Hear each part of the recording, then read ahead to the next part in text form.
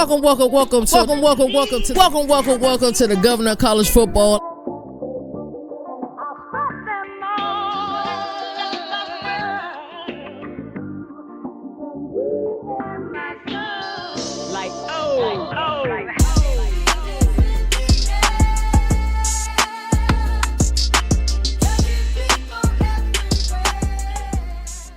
So we are live from Virginia Tech Athletic Headquarters over here at 25 Beamer Way.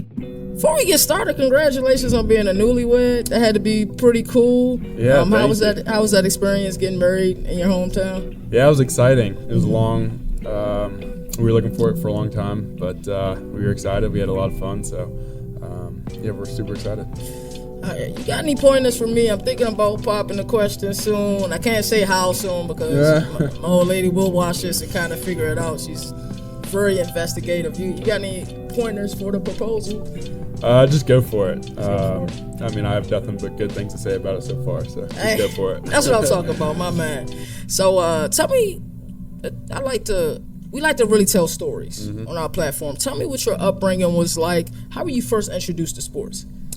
Yeah, so I've pretty much played sports my entire life. I have an older brother that, was playing sports when I was coming up. So, while he was playing, I was in the back with a ball, just, kicking soccer around or passing football or whatever it was. So, pretty much my entire life I've always been involved in sports in some way, and then pretty much got into, team sports as soon as possible in kindergarten, playing t-ball, flag football, whatever it was. So, pretty much never been without sports. Wow. So that's amazing. So you started off with t-ball. I'm sure you got introduced to soccer. So when you first started playing football, were you initially a quarterback? Did you play another position? No. Well, I have always played quarterback. I played running back 1 year in middle school, but other than that, I've pretty much always been quarterback. Hey, that is super cool.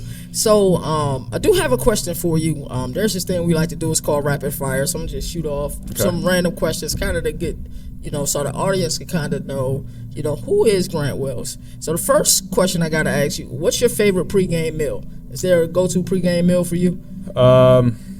Usually just chicken and green beans and mashed potatoes.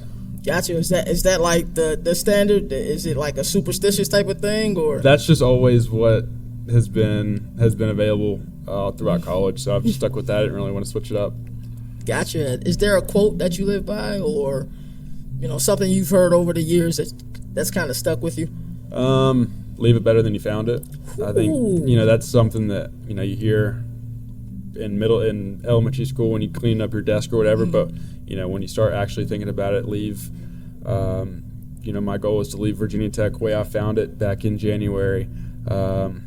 Whether that's on the field or off the field, but I try to do that every single day. I wish you could go to my job where I work at and tell some of my coworkers, yo, leave it better than you found it. I like that.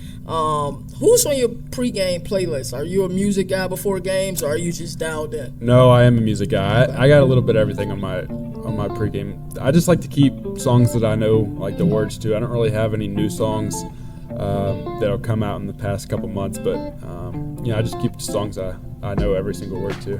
Gotcha. Is there any you like to share, or? I don't really have any specifics. I'm not too superstitious about what songs I listen to when, but just songs I grew up in middle school and high school.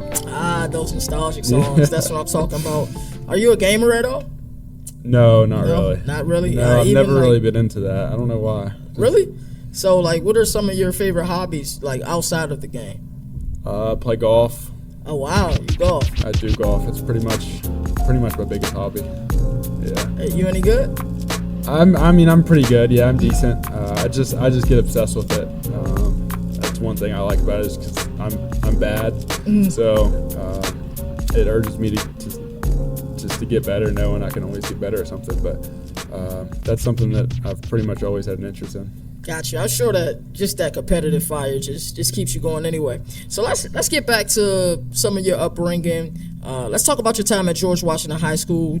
During your senior year, you threw for over 2,500 yards, 22 touchdowns as a senior. What do you remember most about that year? And I'm kind of going to try to hit home a little bit. That was almost like the last year of normalcy, too, if you think about the graduating seniors, because that following year they didn't have prom, didn't have regular graduations or anything. Well, yeah. But, yeah, that was a fun year. High school was always fun, especially that senior season in football, and I graduated early too, so that was really my last semester in high school too. So, I really enjoyed that. Early. I did. So I enjoyed that semester. It was a lot of fun, and I miss those days. Wow, that is powerful. Let's discuss your time at Marshall. Your first year, you red-shirted, and I read something interesting. You didn't allow that to stop your competitive edge. You were mostly scout team quarterback, and I heard that you won scout team player of the week. What was that experience like? Yeah, it was humbling. I'm going to be honest. It was, like you said, I've played on varsity, pretty much started every team I've been on until that point. It was humbling, but then once I realized I wasn't going to play in, summer and then into fall camp, then I really just took my role and played our scout team and did the best I could, and I learned a lot. Just sitting back and watching how the older guys handled themselves week in and week out. So, I wouldn't change a thing. So a lot of us, because we can't play the game at the level you guys can play the game, we talk the game. So what are those weeks like? Like when you're on scout team, do you get a book and hey, you got to be this guy this week? This is his strengths. This is his weaknesses. This is what we need you to do. How does that work? Yeah, it's a little bit of role playing. It's like, when you're playing a mobile quarterback, they might tell you not throw every single ball and maybe scramble and try to make some guys miss, or there might be sort of a pocket passer that you might have to try to fit balls in. So pretty much it changes week to week based on who you're playing. So that's pretty fun. You try to be another guy in practice that usually you get yelled at for. So it's pretty fun. I can certainly imagine that. So the following year, you lit it up at Marshall. Absolutely lit it up. Leading Conference USA in yards and touchdowns. Also garnering first team all conference and Conference USA Freshman of the Year. What was your first season like there? It was fun. It was, it sort of came really fast. Had to win the job in summer and then fall camp. So, it certainly came fast. I had a pretty good debut. So that really just gained my confidence for the whole year. It was a little bit of a weird year with COVID and, all sorts of things going on in the college football world. So, I just had a ton of confidence that year. That was a really fun team that was close. So, I think that showed in every game. And, I'm super proud of that team. So after your redshirt sophomore season, you decided on transferring and coming to Virginia Tech. What was that decision like? Take us through the process of making that decision. Hey, I know I want to transfer, and then it's like recruiting all over again. But this time that you're being recruited, right, you're being treated like a 5-star, and you have a bunch of teams courting you. So how does that work? Yeah, it was weird. It was very unique in my situation because a lot of guys transfer because they're not playing or they're unhappy with their coaching staff or whatever it is, and that was not my situation. I really had no reason to leave. I was on the way to being a 4-year starter with a handful of records, but I really took a step back and realized that I wanted to play at a different level, and I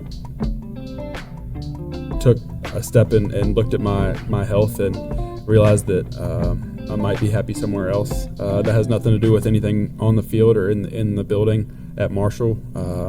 So I have a ton of respect for the guys still in that building. I know a lot of them, so it's very unique to the situations that you see most of the time. But recruiting was weird. I wasn't really a highly recruited guy out of high school, so getting a bunch of phone calls that day that I entered the transfer portal was weird from a bunch of different schools. But I kind of knew that I wanted to come to Tech. They were one of the first schools to offer, so it was pretty easy. And then how far is home from Tech? It's about 2.5 hours. Okay. So it took me about 3.5 hours to get here the opposite direction. So that's pretty cool. So you were named captain pretty quickly last season. Can you describe your leadership style and how it has changed over the years? Yeah, so I'm not a very vocal leader. I'm not going to be the guy that stands up before games and gives some rah-rah speech. That's just not who I am. I would like to be that guy, but I've just come to terms with that's just not who I am. And when there's a time and place, I'll do that. I might speak up and say a few words if the time needs it. But, deep down, I'm a guy that gets to know each guy personally. And,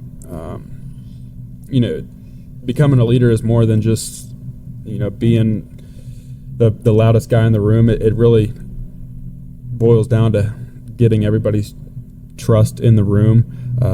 And that comes with knowing them personally and knowing each different guy's style of how they like to be talked to. So I really take that personally. I like to know every guy in the locker room, or especially every guy in my huddle, and how they like to be talked to differently. And I think that gains a lot of respect.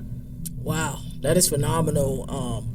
Where I work at, we do a lot of hiring, firing, training, and one thing that they teach you about is emotional intelligence, and the fact that you treat everybody individually. You like to get to know them and their strengths, their weaknesses. That is powerful that you're able to connect with them at that level. So this offseason, you received some new weapons via the transfer portal, and Ali Jennings, DeQuan Felton, and Jalen Lane. How's it been building a rapport with them? And I'm sure you've been able to help them with that transfer process as well. Yeah, so that's just pretty much a bond that we've had from day one that kind of came with the territory of just being transfers and being thrown in a new system like I was last year and they were this year. So, and then just kind of getting on the same page with them. They're obviously going to be big weapons in the offense this year. So having the connection with the quarterback room and the wide receiver room is crucial. That is really built when you're not on the field, and when nobody's looking, you're getting timings down and everything like that. So I thought we did a really good job in the spring, and I can see that we're already doing really well in the summer, and I can only see that improving.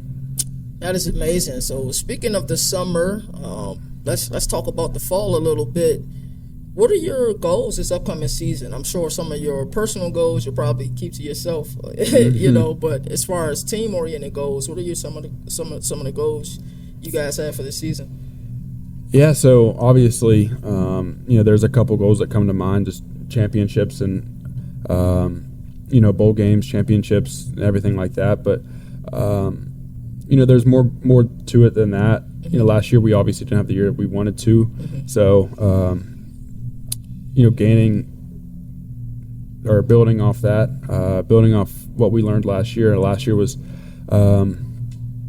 different because of the new coaching staff, the new schemes, everything like that. So, all those excuses are out the door this year, this year too. So it should be a lot easier. So we're looking to just gain confidence off of last year, taking what we did good, building off that, and learning what we did wrong. So, we have a good foundation right now, and there's no excuses this year. We have to go perform.